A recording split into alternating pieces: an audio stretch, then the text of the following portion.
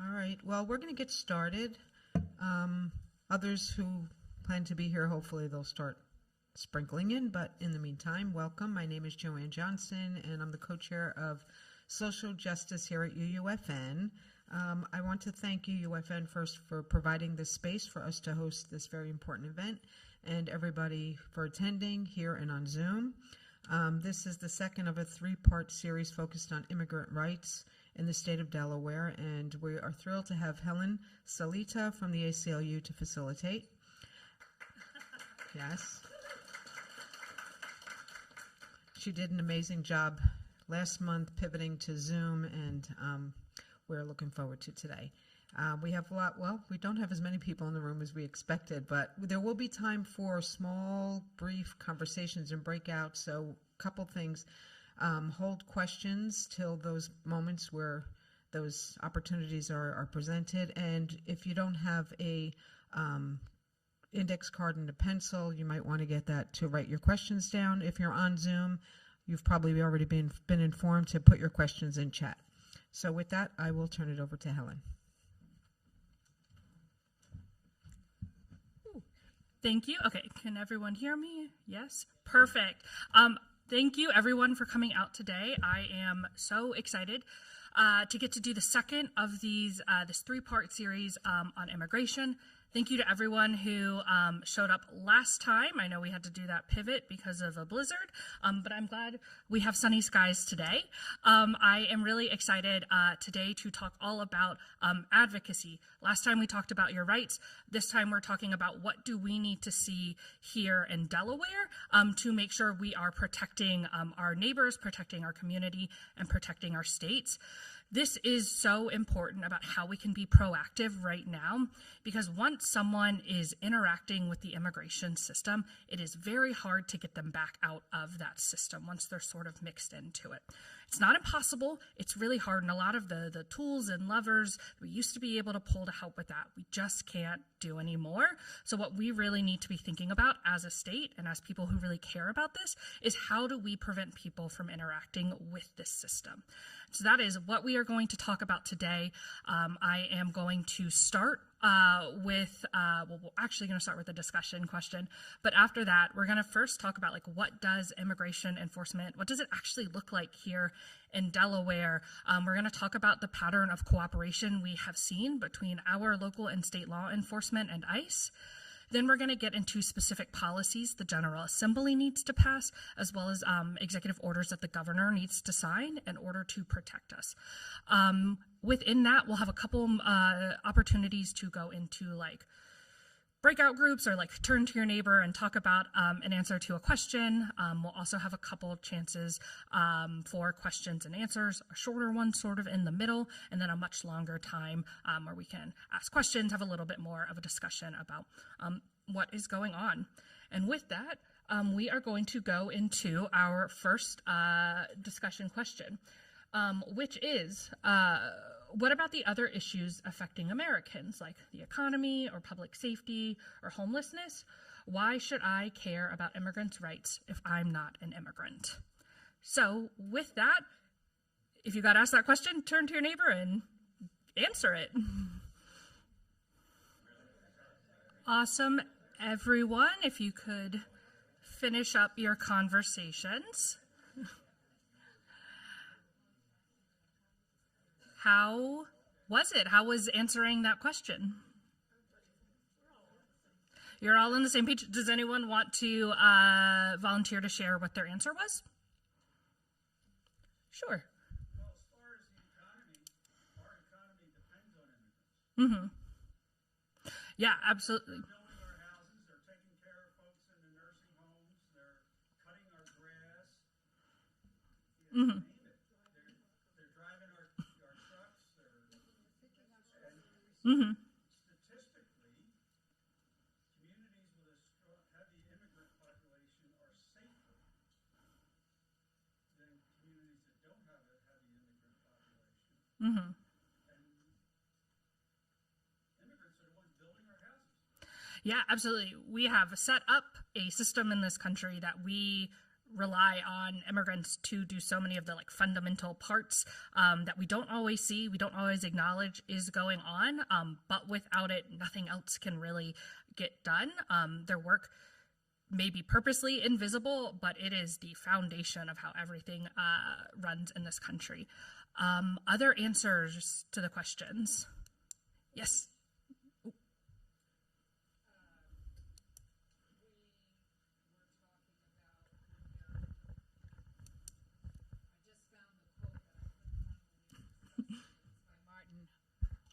By Martin.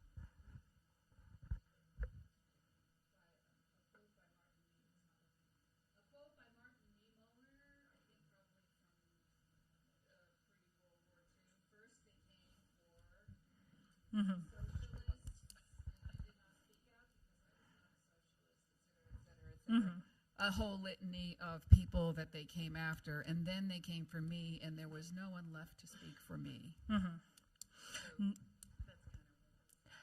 Yeah, absolutely. I think that's a good reminder. Is, we talk about what we're seeing done to immigrants right now, their rights violations, the treatment that they are receiving, and knowing that the goal isn't to end to only use these tactics against immigrants. It is to use them against all of us.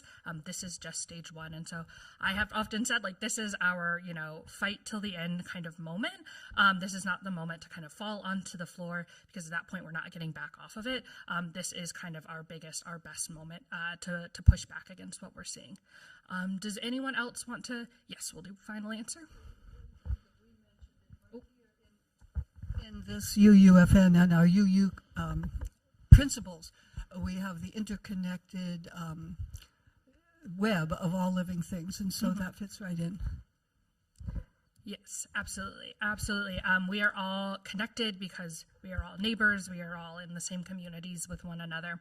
One kind of sample answer we give that really touches on a lot of these themes is really stressing that, we know who these people are. Like, they're in our communities, they're our friends, they're our neighbors, their kids go to school with our kids. They are integral. We can't separate them out of our communities. We can also make sure that we are saying, like, we are not using these people to score political points or to be used as a political tool, and that we cannot continue to allow nativist rhetoric and fear-mongering to shape how we are having these conversations. We need to remember, and we need to make sure that we are constantly reminding folks that immigrants are people too. I feel like we have, as a country, lost sight of that fact, but seeing their humanity, recognizing that they are the same as us, I think one of the best things we can do. There are lots of other things we can do, and I'll get to those, but I think that is one of the most important things like our country really needs to reckon with right now. And finally, again, hit on their values are pretty much our values. They offer so much. Our country has a history of trying to be a safe haven for all folks. Whether we have always done that perfectly, probably up for some debate, but we have tried to live up to those values, or at least we have set forth those values. So we need to remember those right now. So moving on, now that we have kind of grounded ourselves in that question, I think it is important that we talk about what does immigration enforcement look like here in Delaware. Are people aware, I guess should be my first question, of ICE activity here in the state? Yeah? Fantastic. I am glad you say that, because I have people who tell me all the time they don't think it's happening here in Delaware, or they don't see it, or surely it's not that big of a deal. In 2025, over 400 people were detained across the state, which may not be a big deal for some states, but that is a big deal. That is a lot of people for Delaware, for folks who have been ripped out of our communities. In Sussex County alone, we saw over 100 people taken out. And I'm going to be honest, I think these numbers are pretty soft. I don't think that this is the whole of the problem. Delaware does not have a really good central place that is tracking all of this information, so we're sort of relying on like what information we can get from like national sources that are tracking these, or that the federal government is releasing, and I'm not sure I trust their numbers. So I think the problem is worse than what is listed here, but even this is bad. This is unacceptable, and this is heartbreaking. So what does enforcement really look like here in Delaware? It's quiet. It's not as loud, and there haven't been as showy as some of the other states that they have been in. That being said, we are seeing profiling happen. Surveillance probably goes with this. It is not uncommon to have people pulled over while they're driving, typically in the mornings, like on their way to work. There was a Spotlight Delaware article a while ago and talked about just how many cars you would see abandoned on the side of the road. And maybe not all of them, but a lot of them were folks that were just picked up going around their daily lives. I can think of one story that it was a family out traveling, a mom and dad, and I think like a baby or a toddler, a very young kid. They had put the handcuffs on both parents and they were going to take them away, but they didn't know what to do with the kid because the kid was a citizen, so they weren't going to take them. After a while, they eventually released the mother, but she was still stranded on the side of the road because she didn't know how to drive. And so that is the level of heartbreak that we are seeing across the state right now. On top of that, we are seeing lawless activities. A lot of times there are not warrants for the activities that are going on. Again, they are just stopping people while they are driving or like while they're at Wawa, while folks are going around their daily lives. That's not to say occasionally there is a warrant, but we know the vast majority of the time there is simply not. We are also seeing more and more kind of violent, aggressive tactics being used. Part of this down in Sussex County is because we are seeing Salisbury ICE come into Delaware and conduct operations, and they seem much more aggressive than even like the Dover ICE agents are. But we are seeing this everywhere, from windshields being broken to doors being kicked down. And we are only going to continue to see these activities happen as we know that like more and more untrained folks are being flooded into our communities. So if we move on, what is the impact of these tactics in our community? And I've already shared some stories, but first, we are seeing families who are left behind struggling, not only with the absence of a loved one who was just taken out of the blue, and all the kind of like mental health and like even physical health concerns that come along with this. We are all of a sudden seeing a whole host of families who can no longer make rent, can no longer go out to the store, can no longer afford groceries or their electricity bill. And so we are seeing families being devastated in that way. There are community groups beginning to come together to figure out like how do we help our neighbors. But that's still a big question because we know the need is so great within those families. We are also seeing people being terrified to leave their homes right now. We are seeing kids no longer showing up to school. We are seeing people routinely miss doctor's appointments, even, like routine, ongoing, you need this, it is critical. We're seeing people now say, it's not safe for me to leave my house to go access the services. And even now, kind of the final way we're seeing this happen is we are hearing people no longer feel comfortable going to church. Even when people weren't comfortable going to schools or to the doctors, we were seeing that as still like a place that was important enough that people would still travel. That's not the case anymore. People are scared to go to big meeting spaces. They are worried because there are always rumors flying around that like ICE is going to be there, or they're going to be down the street, or what are we going to do? People's lives are becoming more and more closed off and small and shrunk, and that is just devastating. The other big impact we're seeing is collaboration with ICE, and this means that there is no longer trust between the immigrant community and law enforcement. And this is horrible at a time when we know that they are being targeted, they are being harmed by a lot of different people. They no longer feel safe to report things. They no longer feel safe to come forward as witnesses. And so this impacts all of us. It makes all of us less safe. And so these are just some of the the biggest ways we are seeing this impact, but this is not all of the impact that we're seeing. This is just a small snapshot of it. So I mentioned earlier that there is a pattern of ongoing cooperation between law enforcement and ICE. And I first want to say that we did this amazing thing last year. We banned through law 287G agreements. And these are an agreement you can enter into, law enforcement and ICE, and work together. And we said we're not having that in the state. However, we only banned those specific agreements. There is a whole other universe of agreement of cooperation that happens. And so we've seen some of this here in Delaware. In May, we saw the town of Camden enter into a 287G agreement. Now, this was pretty unique here in Delaware. This was the first one of these agreements that we had.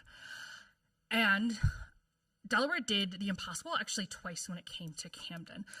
This agreement, once it was found out, caused an outrage. It caused an outrage that this was done in secrecy, that law enforcement was cooperating despite saying, no, we don't want to do that. We will not do that. We showed that it could happen here in Delaware and that it did happen. We were really fortunate with Camden. We got them to rescind the agreement in 24 hours after it became public. And then in about 6 weeks, we were able to ban those agreements in the country. But we were lucky because this agreement had been in place for about a week when we found out about it. They had not had time to get their officers trained, and they had not had time to really implement this program and see its harmful effects. So we dodged a big bullet when it came to Camden and 287G agreements. But we're not always so lucky. In Seaford, in November, it was shown through photos and videos that Seaford Police Department and the Delaware State Police assisted ICE in detaining a man outside a Lowe's. Now, we believe that ICE had an initial interaction with this man. There does not have seemed to have been a warrant or a reason that he was pulled over. He was able to get away from ICE, at which point he found himself in a Lowe's parking lot, and he hid under a trailer so that ICE could not pick him up. At that point, ICE called all law enforcement and said, hey, there is an emergency. We need you to come and respond and help us out here. Seaford Police Department, Delaware State Police responded to the call and ended up not only kind of maintaining the scene and offering logistical support, but also assisted in physically moving the trailer off of this man so that ICE could detain him. The man was injured. When the trailer was moved off of him, EMS had to be called. We actually have no idea if he needed further treatment or if he was able to get that within the detention facilities. And what was really concerning here is this man was not a threat to anyone else. He was hiding because he was terrified, and I think we need to remember that. When Seaford PD was talking about this at a community event a couple weeks ago, they said, well, what about the man who owned the trailer? What were we going to do if he had come back? And I thought to myself, I didn't have a mic at the time, are we really putting the trailer safety ahead of this man's safety when there does not seem to have been a valid reason for picking them up? So that's one concern we have, is that our law enforcement does not right now have to see if there was a valid judicial warrant for stopping folks, and that ICE can use that as a backdoor, emergency situations, as a backdoor to get access to our resources without our officers being required to verify facts on the ground. The next incident we had is Laurel PD and what seems to be racial profiling. This January, a report came out in Spotlight, Delaware, that said in January 2025, Laurel PD got an email from the FBI that said, basically asked them for information about immigrants. So the Laurel PD went and they compiled a list of about, I want to say maybe 12 or so addresses associated to Haitian immigrants. They sent that list of addresses, including some of them were homes, to that FBI agent. We don't know why. There wasn't a clear reason given. There does not seem to have been a warrant for that. Laurel PD said, hey, we know this man. We worked with him, a number of years ago. So they asked, and we just sent the information. That raises a lot of concerns about profiling, how they were able to build this list, why we are sharing and compiling this information, and what is being done with that information. We have no idea who saw it after it was sent to the FBI. We have no idea what the purposes of the information is. And I'm going to be honest, we don't know if any other police department got a request for any information or sent it along. So again, this is really troubling and continues to harm immigrant community and their ability to trust law enforcement.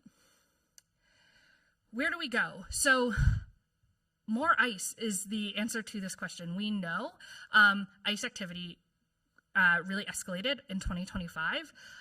We know that they were just given billions in appropriation this past summer, I believe.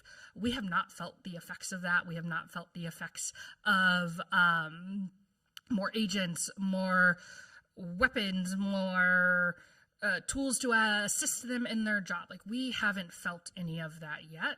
So we know that that is coming.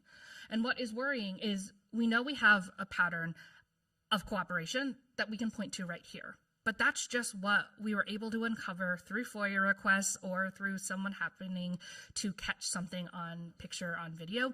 I don't know what we don't know yet. I don't know how bad the cooperation is, but the pattern I can see is incredibly troubling because there are so many different forms of cooperation, of working together that is happening and that is legal right now in Delaware that we really need to address if we are to keep our folks safe. Can we go to the next slide? Okay, so we are going to do another talk to a friend question for, again, about 5 minutes. This time, you are going to discuss the question, why is it important for you to vote for pro-immigrant rights candidates during the 2026 midterm elections?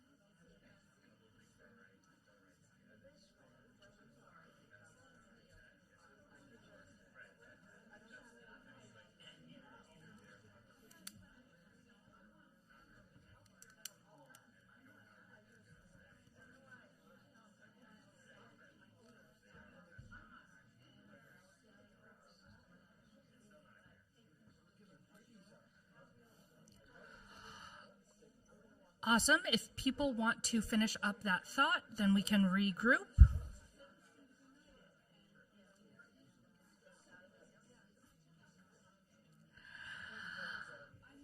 Awesome. How did it feel answering that question? Do folks feel if a friend came to them with that question, if they were wondering about its importance, you would be able to have a good conversation about it? Awesome. Would anyone be willing to share what their answer to the question was? Oh, wait, we're going to wait for the mic. Well, we said a lot of things, but one of the things we said was that, I'm thinking, how do we communicate this to people that haven't necessarily been as involved or tuned in to what's happening as we have? I mean, I think probably everybody here, is bumped up in the knowledge and awareness piece. But if we run into a neighbor that isn't, how do we talk about this in a way that hits home without using words like even democracy or constitutional? Mm-hmm. So, I'm thinking, well, state representatives, DHS, ICE actors are actually breaking our laws, and they are using our tax dollars to do that. Is that really, what we want? What else? What else did we had a pretty good conversation here. What else? Anything else? Yeah.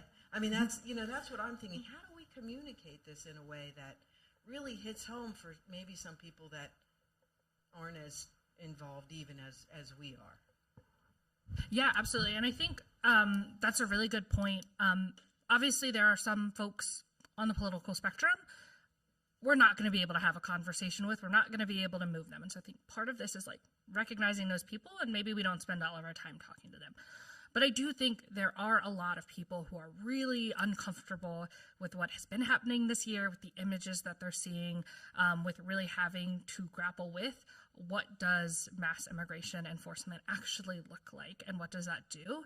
And I think being able to have a conversation with those people, it may be different hooks. Some you may be able to get in with, my son's at school. I know your grandson is, it's awful, X, Y, and Z. Or maybe some folks, emotions and feelings is not going to be the way you'll get them, but it is the financial burden that's going to happen, whether that's through waste of resources or whether that's through what this is going to do to our economy in the short term and the long term.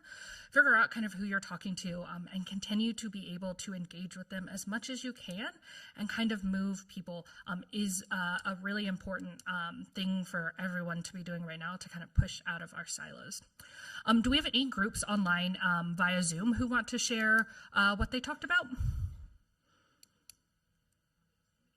Yeah, does anyone on Zoom want to share what you guys talked about in your breakout rooms? If you raise your hand, we'll unmute you.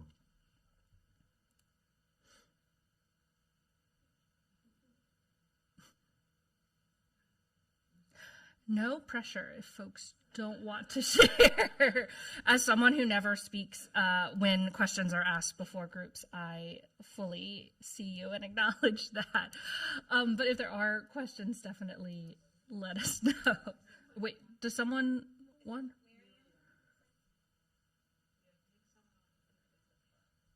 I think they were applauding. No shame in that. Yes. I was just unmuted by the moderator. My name is Miriam Sigler. I'm an interpreter, so I've had the blessing of working with immigrants for many decades, and I realize that not everybody gets a chance to hear every single personal story. But the reason that our group, one of the many reasons our group felt we should vote for pro-immigrant candidates is because it will be a reflection of their overall values regarding non-immigrant related topics that are also deeply disturbing to us right now.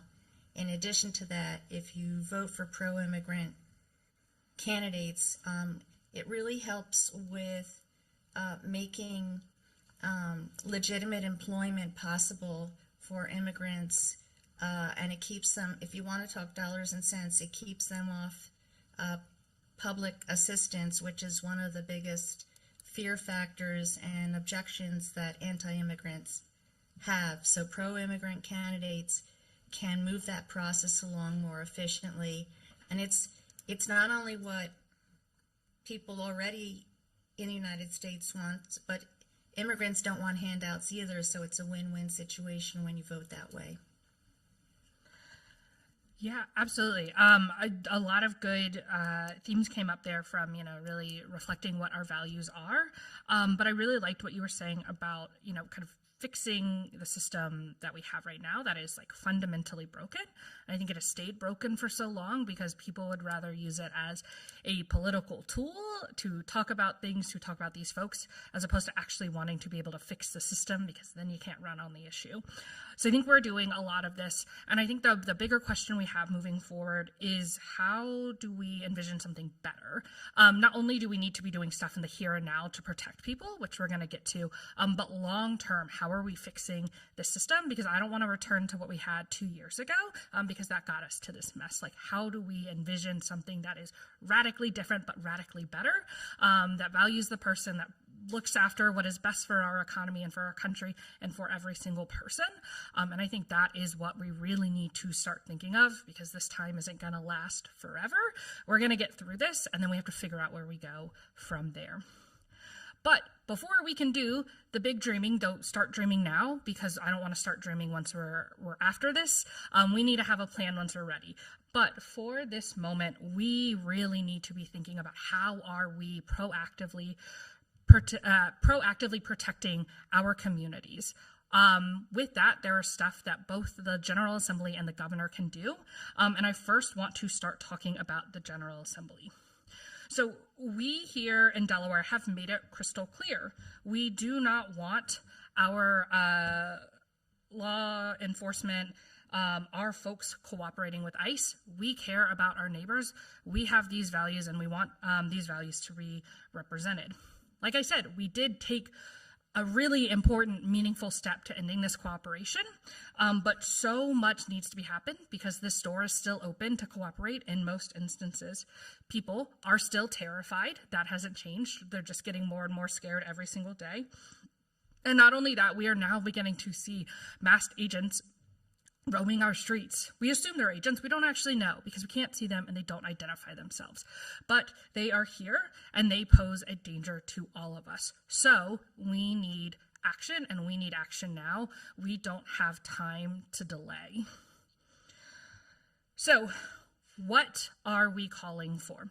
We're really calling for 4 big things, and I'll go into each of these in a little bit more detail. But big picture, we want to protect people at sensitive locations or vital community spaces. We are looking at protecting people at schools and daycares, at medical facilities, and at places of worship, and making sure that our local and state law enforcement is not assisting in any immigration enforcement that goes on at these locations. We want to make sure that our state and local law enforcement are not profiling based on actual or suspected immigration status. We know that profiling has been an ongoing issue for quite a while within these communities, and we have a real opportunity to ban it right now, so we should.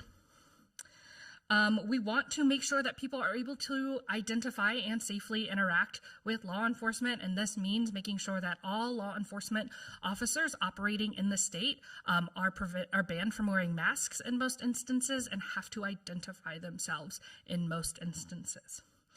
And finally, we need to create a private right of action in the state. This is one of the tools for holding people accountable for violations. I'll talk about it a little bit more, but later on, private right of actions is not the whole piece when it comes to accountability, but it is an important piece, and it's something that we need to make sure we have so that people know accountability is coming, whether it's tomorrow, whether it's a year from now, that we will be holding people accountable for what they do right here and right now. We are going to hold questions till a little bit, but we'll get to them soon, I promise. So Sensitive locations. I talked about this on our last training, but we are pushing for House Substitute 1 for House Bill 94 to get passed. We are calling for this to pass through the House by the end of March, and then it needs to go to the Senate. This is a bill that has been introduced for over a year now that, again, would make it so that our state and local law enforcement is not assisting with ICE activities at schools and daycares, medical facilities, and places of worship. This is for civil immigration matters. If it's a criminal matter, they can assist. If there is a valid judicial warrant or court order, they could assist.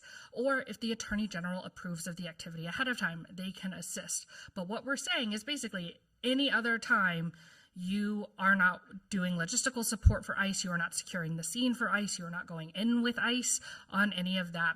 It's not perfect because we can't fully stop immigration enforcement at these activities. We can't kick ICE out because they are federal agents, but we can make sure the community knows how our law enforcement is going to show up so that if ICE were to show up outside of a school and law enforcement were to respond, that we know that they would be keeping track of what would happening. They would hopefully be looking out for Delawareans in that moment, and they would not be assisting ICE. This passed out of its House committee hearing last June, early June. So they had about 2 or 3 weeks, I can't remember exactly, to have the House vote on it. They did not. We find it incredibly unacceptable that we have had this bill in place for a year and we are still debating if our House is going to pass it, if we want to protect these spaces. A number of other states at this point have passed similar legislation, and Delaware really needs to. So I've covered a lot of what it does and what it doesn't do.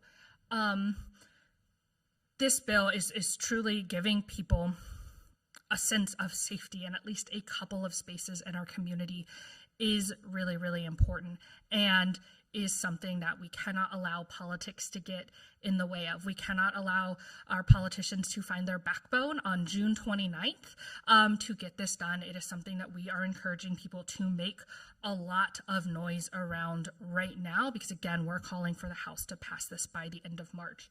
So if you go to the next slide, you'll see a lovely QR code. You can scan this QR code and it'll take you to a page on our website where there are a couple of different ways you can take action right here, right now, well, maybe at the end of this training. You can write an actual letter of support. You can draft an email of support. You can call. I would encourage you to do every single one of those things every day this week because it is the last week that they are in session before going on a 2-week break for the beginning of April. So this is one of the biggest bills we are pushing for right now. Okay, I'm seeing most of the phones down. That QR code will come back later, I promise. So the next thing we have is banning racial profiling. So this is House Bill 58. This also passed out of committee last session and did not get voted on by the House floor. Again, this bill would prevent our state and local law enforcement from profiling people based on actual or suspected immigration status. I have talked to many of our immigration partners in the states, folks working directly with the immigrant community. And profiling isn't a new thing. They have heard of person after person after person who have been profiled if they themselves have not been. This has been a long-standing issue, and we have a chance to ban it in the state because of the activity we are seeing is so egregious at the federal level. We can really push our state to be better. And law enforcement keeps telling me that they definitely don't profile ever. So if that's the case, I can't imagine that they would have any problem banning something they're definitely not already doing.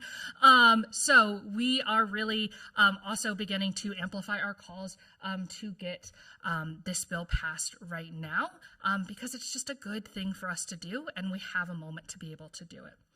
If we move to the next slide. And the next thing we want to do is help make sure that we are creating safe interactions with law enforcement. And again, this comes back to wearing masks not wearing masks and having to identify ourselves. Now, it's really important to note that this applies to all law enforcement officers in the state, whether they be federal, state, or local. If you are operating here in Delaware, we want to see legislation introduced and passed that would say, In most instances, you cannot mask, and in most instances, you have to identify yourselves. It is critically important right now that we know who is and is not law enforcement, what they're doing. Not only because we know if folks are able to hide their identity, their actions are usually worse. They feel like they can get away with a lot more. And also because, again, if we're going to hold people accountable on the back end, which we definitely are, we need to know what agency we're dealing with. We need to know the officers we're dealing with. And without that information, accountability is a much harder piece. So we just need to make it clear that safe interactions is a Delaware value, and we need to get this passed. If we go to the next slide. And finally, we come to the private right of action. Now, this is a pretty novel idea. I'm not a lawyer. This is a very technical lawyer issue, so I'm going to do my best to explain it to you all right now. Basically, what we want to create is here in Delaware a way to say if some law enforcement officer violated your rights at some point, you would be able to take them to state court for that rights violation. This is really important because while we could take someone to federal court right now, odds are probably not great there at the moment in terms of being able to do accountability, because it's easy to get things kind of ignored or protections for the agents and to not really seek that accountability piece. But we have, we believe, a way to be able to do that in state that says, no, we can hold you for Delaware laws, we can hold you for violations to the Delaware Constitution or the federal Constitution. And we control that process, and so we're going to take you to court here. And this isn't perfect. This is not all of what accountability looks like, but it is a way. It is a way to get people into courtrooms, to get information, to be able to get some sort of damages back at the end if you are victorious in your case. This is one of the best ways we have right now to hold people accountable. It's a pretty novel legal idea if you can do this. I'm not sure yet if any state has actually been able to pass this bill yet, but a number of states are really looking at it. There are definitely some big legal questions that sort of need to be decided by the courts, but a lot of lawyers and people generally much smarter than me who think that this is a real viable option that we have, and so we are calling for Delaware to introduce a private right of action bill and to get one passed. And with that, we are going to pause now for a couple of quick questions that folks may have about anything we've talked about so far. Yeah, we'll go over there.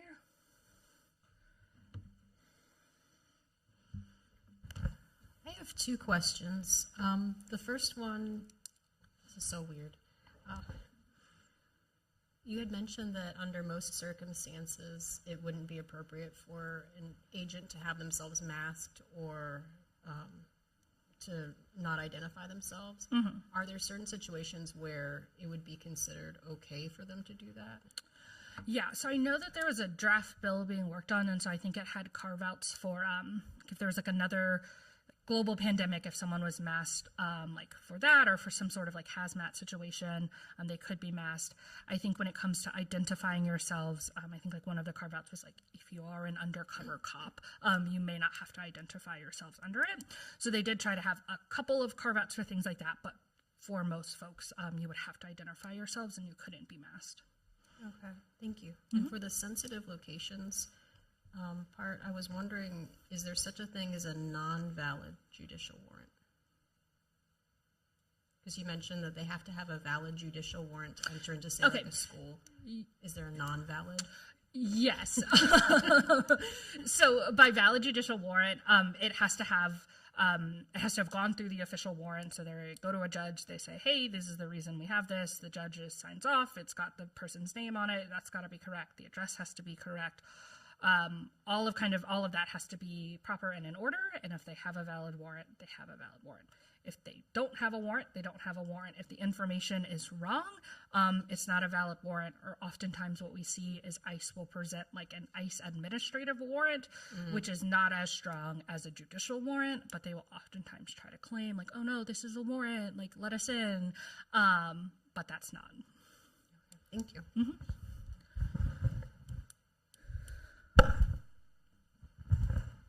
Hi, thanks so much for doing this. Mm-hmm. I have three questions I'm going to try to roll into one. Is the City of Newark Police collaborating with ICE? Secondly, where are the most likely places for ICE activity in Newark? And thirdly, I've heard about, like, maybe on Facebook, maybe there was ICE in Bear the other day, but I feel like I don't have anything substantiated that I could talk to people about. Where can I get real data on that, or news or information that I could trust? Thanks. So my answer to your first question is, I don't know. I don't know what most law enforcement agencies are doing when it comes to cooperating with ICE, because again, a lot of the things are legal, whether that's information sharing, whether that's assisting with logistical support. Now, law enforcement will oftentimes say, like, we don't get involved in civil immigration matters, or we don't assist if there's not a reason for us to. But again, the pattern shows that that doesn't always hold accurate, or there are kind of ways to get around that. So I can't say what each police department is doing. I also can't say what each officer is doing, because even if the chief of police says this is what we're going to do we have faith that every single person in the agency is gonna listen to that? I don't right now. I feel much more comfortable if we have a law or an executive order that makes it crystal clear what is and isn't allowed, and that has some sort of accountability for folks if that is violated. In terms of likely places in Newark, I am not super familiar with all the places in Newark, but I mean, I think it is important for us to think, like, ICE could be anywhere. They could pull people over for driving on their way to the work. They could be targeting local, like, restaurants if they're Georgetown, where I'm from. There's like a street down the middle of town where that's where a lot of the immigrant businesses and markets and barbershops and places like that are. So if there are little, like, community spaces like that people could go to, that could be another space to figure out. But I would just assume that ICE is probably going to be anywhere. And finally, when it comes to real data, this is still an ongoing problem here in Delaware. We don't have any sort of government agency, volunteer agency tracking this information. We don't have one singular place where people are calling in to report ICE activity. So orgs are working on fixing that problem, but for right now, it's really hard to hear. I will say I check in with some of the partners who are a little bit more on the ground, talking to people day in, day out, which is where I'm kind of getting some of my numbers from. Do we have any online questions? Anything in the chat? Or? About the politics around the bills, but I want to answer a couple things that are also about the private right of action that are legal. One, there's a question. This is Toby, are there everyone, times from our office, really quick, talking. Sorry. Hi, guys. Are there times when no warrant of any kind is required to arrest someone on private property? If the law enforcement has access to the property through, like, through consent of someone there, and the person they're seeking to detain is in front of them, they can arrest them. But if they don't know the person's there, then they can't just arrest them. They would need access to the property to get after them. If you're harboring them to hide them from law enforcement, though, you would be risking a criminal penalty. And then there was a question about the private right of action, whether, like, only a person detained or deported could file it. It's anybody whose rights would be violated by law enforcement in that situation. So if you are not detained by ICE, but they violate your right in the way that they are executing their procedures, then it would be that person whose rights were violated could use the private right of action if it was passed. But the two questions I want to throw to you, Helen, are why does Democratic leadership continue to delay a vote on HB 94? And sponsors for safe interactions and private right of action legislation, do we have any? Awesome. Thank you for that information. Toby, I'll talk about leadership first. I think that there are a number of reasons why HB 94 hasn't been passed and why more hasn't been done on any of the immigration legislation here. One reason I think that this is the case is there is a real fear, and I think a real belief, and I think it's still around that, like, if Delaware doesn't do anything, if we keep a really low profile, kind of stick our head in the sands for years, everything is just going to kind of pass us by, and we're not going to see any repercussion. But if we were to pass a bill to try to protect people, then we're going to draw the ire of the federal government. They're going to rain hellfire down upon Delaware, and that'll be awful. And I get why people would want to think that. It gives you a little bit of hope. but I think it gives you false hope. If they want to come to Delaware, they're going to come to Delaware. It doesn't matter what we do or what we don't do. They're probably going to come here because we're already seeing them escalate, and they have to hit certain quotas, 3,000 people detained every single day. They're going to have to come into Delaware to do that. So I think the bigger question we are focused on is, are we willing as a state to stand up and to do the right thing, even if it means a little bit of a loss of funding or more ICE activity here in the state? Are we going to do what's right? And I think we should, because I don't think that we should be putting all the burden on the immigrant community right now so that the rest of us are protected. How we're going to get through this is we're going to pull together as a state. We'll say, hey, we will help our neighbors as much as we have to help our neighbors to get through this, but trying to protect them is more important. I think another issue we're seeing is I don't think that it is a gut feeling for a lot of our elected officials. Most of them aren't from immigrant communities themselves. It may not be their close friends or families who are really dealing with the repercussions. And so I think there are a lot of people who rationally know that this is a problem, but they don't feel it in their gut. That's not urging them to move quickly. They're still thinking we can politics this out as usual. We can take a lot of time to talk about this. We can wait until June to start working on that because that's our normal legislative pattern. But we aren't in normal times. They need to be doing more. They need to be acting with a sense of urgency, and they are not. I also think that there is a little bit with some people, not everyone, who think that trying to deal with immigration right now could impact them further down the road when it comes to running for a different office. And so it's an issue that they just want to stay away from as much as possible. So I think those are some of the reasons people don't want to move.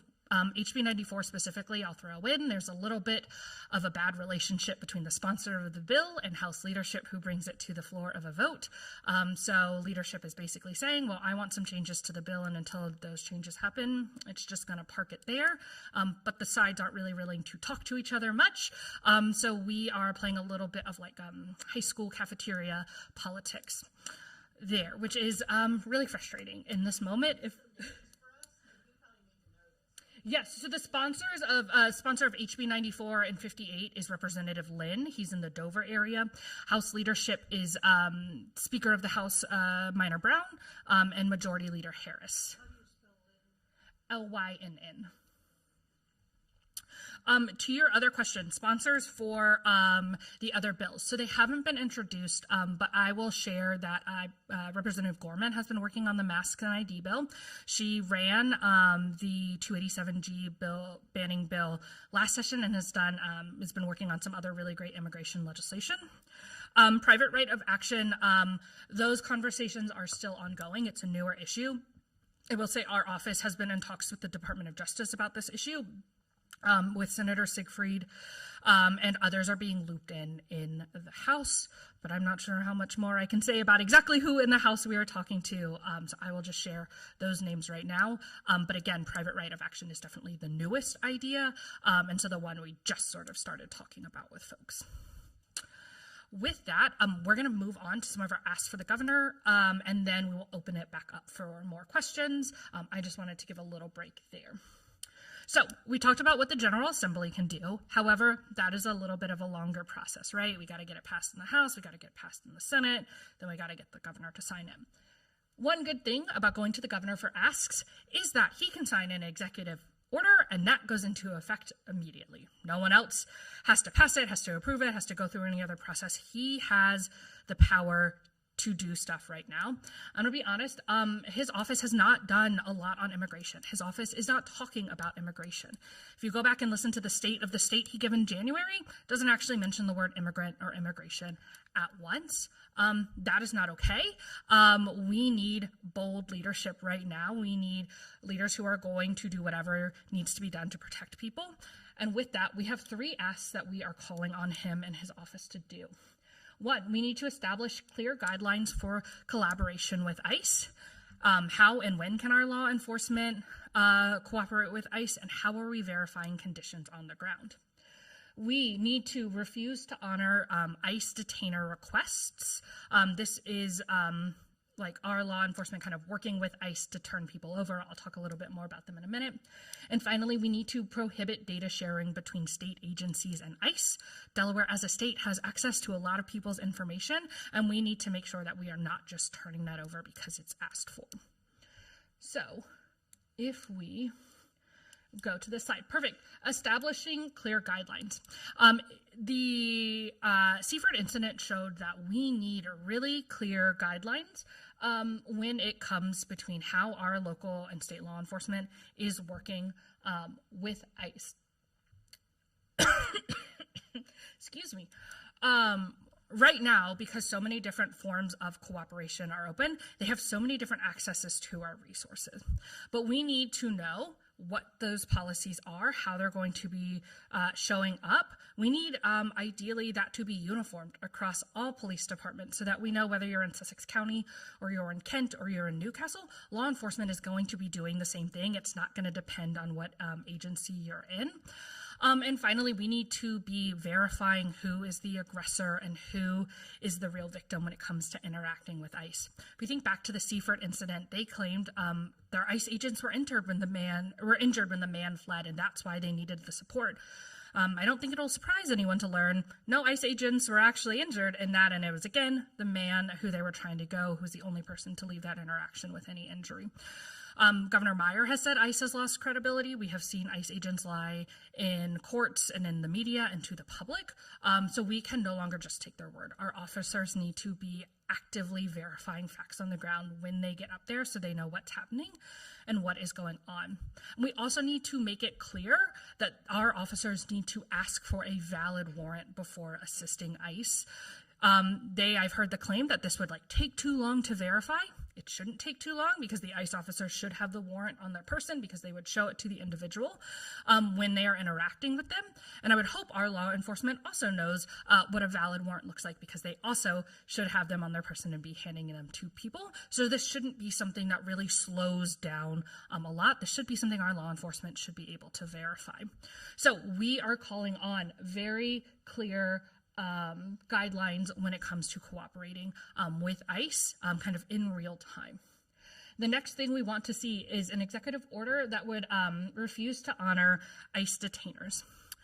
ICE detainers look like two different versions of cooperation. We have version one, which is our local and state law enforcement. They call up ICE and they say, hey, we have John Smith. We think he's undocumented, or we know he's undocumented. We're releasing him tomorrow morning at 6 a.m., just like a heads up. And then lo and behold, there is an ICE van out there at 6 a.m. in the parking lot to pick him up when John Smith is released. So that's one way a detainer looks like. We have option two, which is ICE saying, hey, we see in your system that you picked up John Smith. We know that you're about to release him, but could you hold him for an additional 48 hours so that we can come and we can pick him up? Right now, these detainers are being operated are being honored across the state right now. And we know for the vast majority of detainers that are honored, people have committed no crime, not a felony, not a misdemeanor, nothing. They have done nothing. For those that have committed a crime, it's usually it could be something as small as running a stoplight or even something as minor as drunk driving. Not that you should be doing that, but I don't know if that is a reason to rip you from your family. And only very, very few people have committed an actual serious, real crime. So what, by honoring these, we are essentially doing is turning over innocent people who just happen to interact with law enforcement that day. That is just morally wrong, and we want to see these stop. We don't want to see these honored in the state. We want them banned. And finally, we want to prohibit data sharing. I think this is one of the most important things that we can do right now. This administration promised to deport 11 million people. They have daily quotas of detaining 3,000 people across the country every day. In order to hit those goals, you need to be able to find those people. They've already gone through a lot of the federal databases and information they have, but they want access to state information. We're seeing them slowly begin to try to chip away more at state information. And so we want to make it crystal clear that our state is not turning over any information. Right now, it is not uncommon for, like, if the federal government were to ask for this information, states will give it, even if there's not a warrant, even if there's not a subpoena, because it is the federal government who is asking for that information. What we're doing here is we're saying our answer is just going to be a blanket no, unless you have that warrant or that subpoena or that, like, you have gone through the proper processes. Our blanket response is we're just not turning that information over. This is really important because it keeps our information safe. It makes it harder to find our neighbors. And it also gives us confidence that every single person working in every single state agency will know what is expected of them if they get this request. Because odds are, maybe, ICE reaches out to the Secretary for Education to try and get access to that information, but maybe they try it a different way. Maybe they try to be a little sneaky. They go to another staffer who may or may not know, like, the latest thing that has happened in the news, or, what have you, is maybe confused about a recent court ruling or something, and see if they can get access to that information through another way. So again, what we're doing here is setting the expectations, making sure everyone knows what the rules are, and everyone is committed to protecting our information. One thing I really want to note, we want to make sure that this data sharing provision not only covers all state agencies, but also applies to state law enforcement. So again, they are not able to share information with ICE about anyone that they are acting with, anyone who may be in their systems or their records. Again, we want to make sure law enforcement is, again, not cooperating with ICE at all. We want to shut down as many of those avenues as possible. Go to the next slide. With that, we are going to do more questions, if there are any.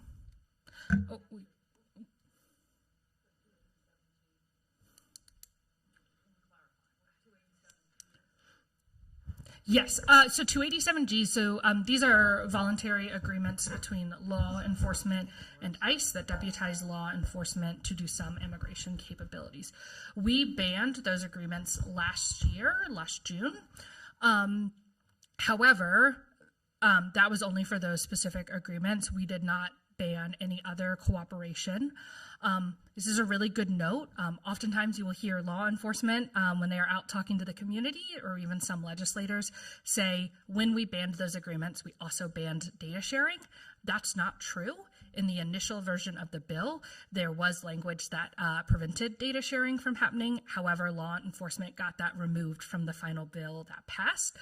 So right now they are totally fine to share information. They just can't sign that specific type of agreement. Yeah, I had a question. I was a former supervisor at UD, and I was conversing with my other former supervisor, and I know at one point they took 8 students out of UD. And we were wondering, were they the people we worked with? Like, where are they? And the lack of information we were talking about earlier. Is there any way to put pressure on, like, the universities to help protect their students? Yeah, I think universities, one of the best things that they can do is make sure students know their rights, know what to do if they see law enforcement, and have really clear policies around how staff are going to show up, what our academic building's going to do, what our dorm's going to do, who should you and shouldn't you be letting into this, who needs to be called. So I think from, like, making sure people can stay safe, it's really important. I think the university should also be making sure that they are providing plenty of other resources to students, whether that is help finding an immigration lawyer if they need to be talking to a lawyer, whether that is, like, extra mental health services, because students are going to be feeling the burden of all of this on top of going about their studies, and even think about practical needs. Do students need help getting food or anything like that? Because I know it can be hard for some students to work. So those are some of the things I think the university should be thinking about. If students were in fact picked up, you can go, ICE has, like, a detainee locator website. I can't think of the URL off the top of my head, but you can go and search for individuals there. You need either their A number or their name and country of origin. Also, if you're having trouble finding folks in the system, you can reach out to some of the federal congressional delegation here in Delaware, and they are also generally able to help find folks as well. Mm-hmm.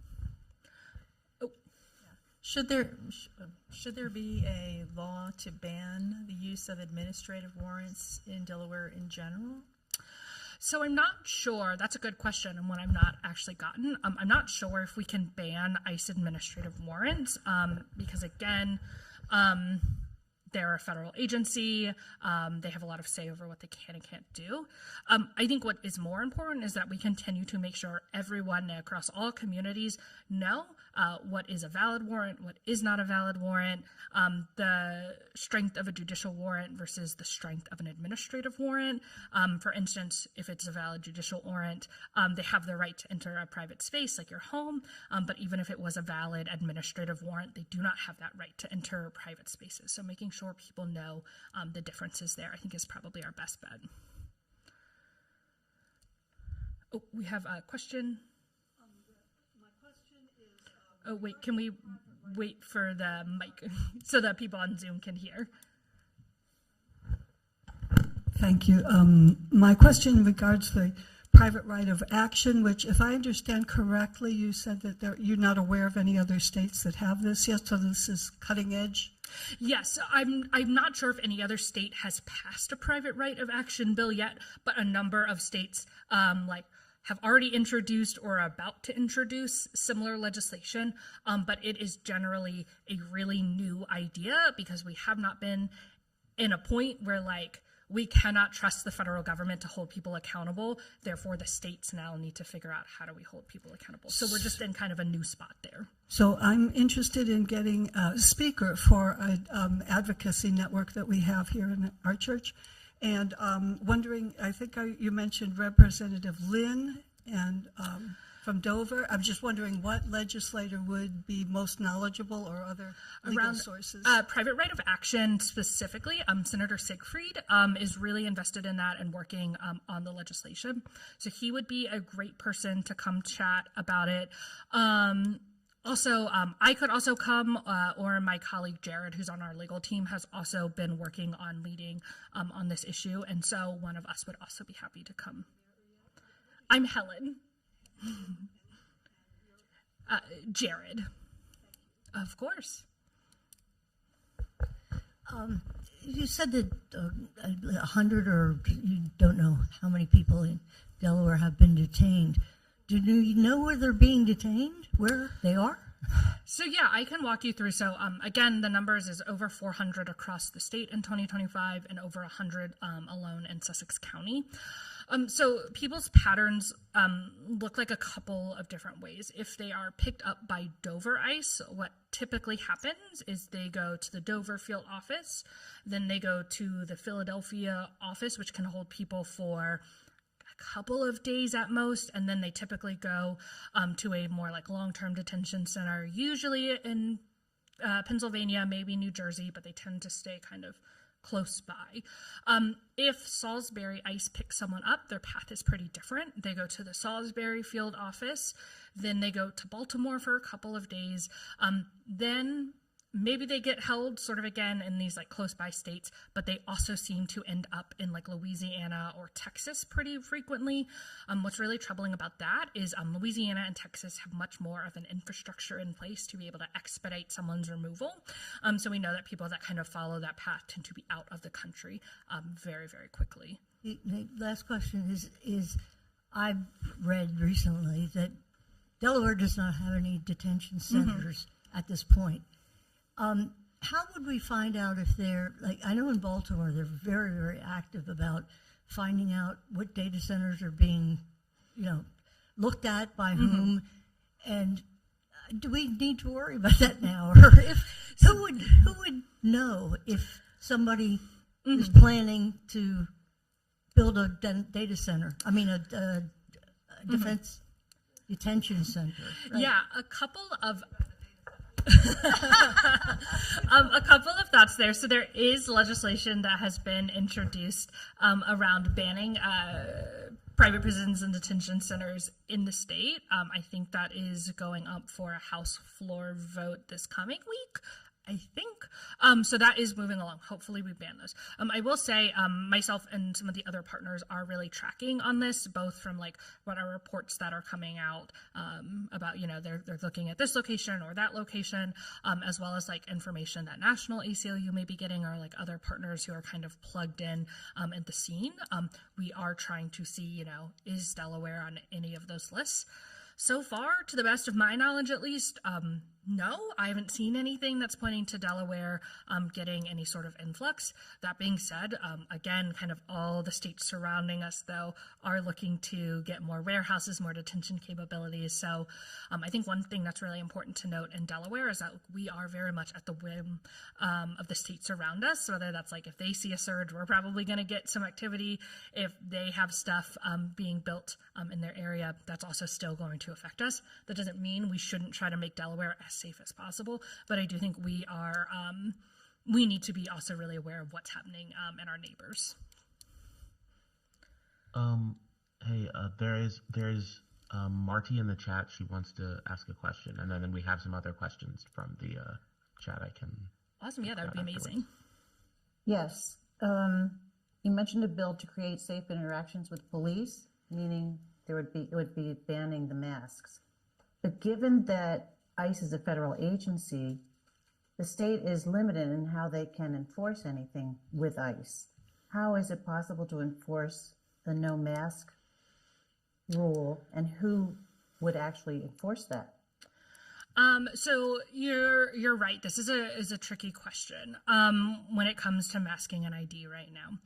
The best chance we have of getting this passed is by making sure that we are saying that this applies to all officers operating in the state.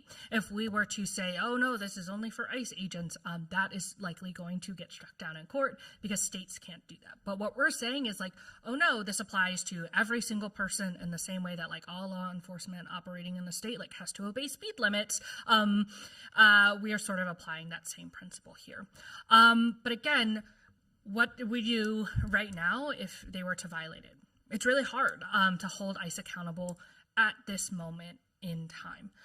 But this moment is going to pass. It may take a while to pass, but this is not forever.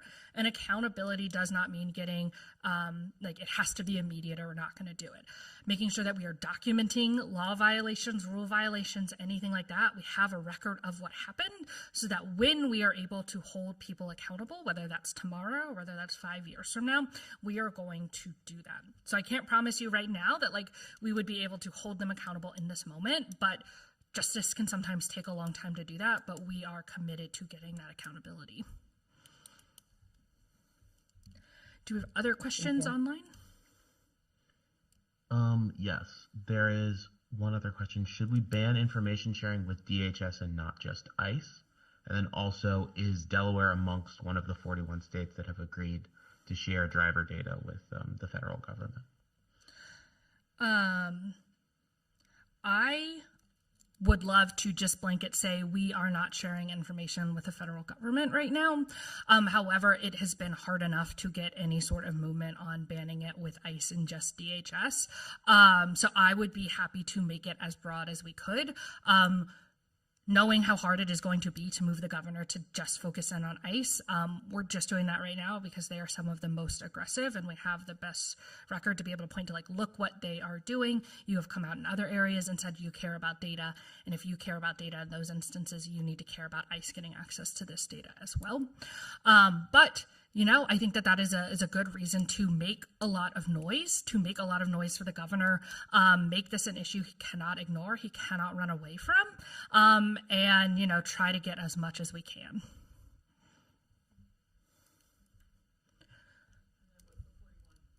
Oh, yes, I wrote that down and then didn't look at my notes. I am not sure off the top of my head if we are one of those 41 states or not, but I can look into it and follow up. Did it say that we are? Well, then I trust I trust our slides. Sorry, it's been a long day, but I would believe that we are probably one of the states that is sharing the information. Are there other questions?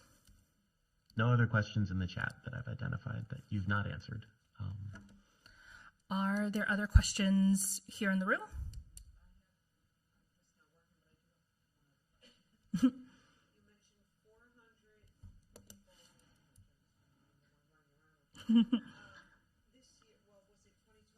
Mm-hmm.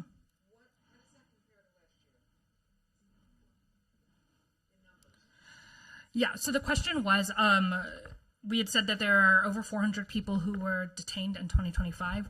What are those numbers like for 2024? I don't have those numbers for 2024 is the big problem. I can say, again, part of that is because we do not have a central agency tracking this. However, what we do know is ICE activity is very much on the rise, and it is becoming more and more of a problem. So you'll oftentimes hear people say that, like, our Dover office is like a quote-unquote nice ICE office, which I don't believe that there are nice ICE agents. I believe that there are like bad ICE agents and worse ICE agents. But the Dover ICE agents was not necessarily like one of the worst of the worst. So, like, our numbers are okay, better. We weren't seeing near as much activity as we are seeing. That being said, ICE has always been active in our communities. They're just more active in our communities now. Are there other questions?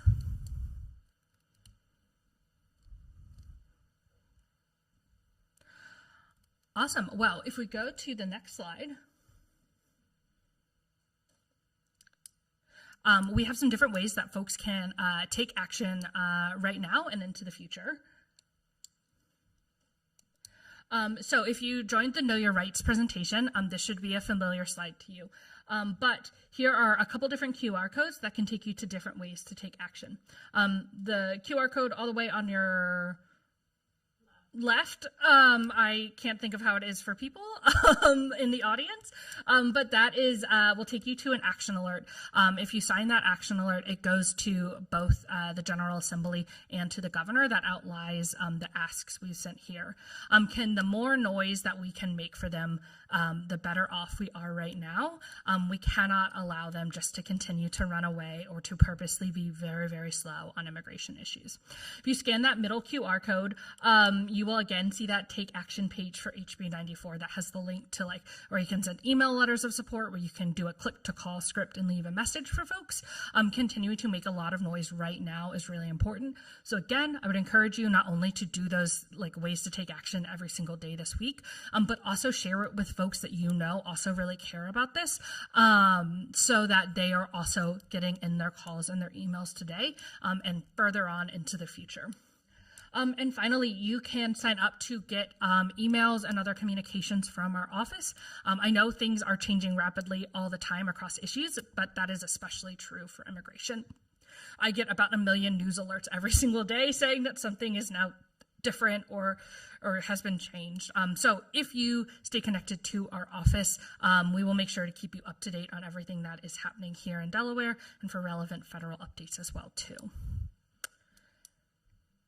And then some other great next steps you can do. You can request free Know Your Rights materials from our office.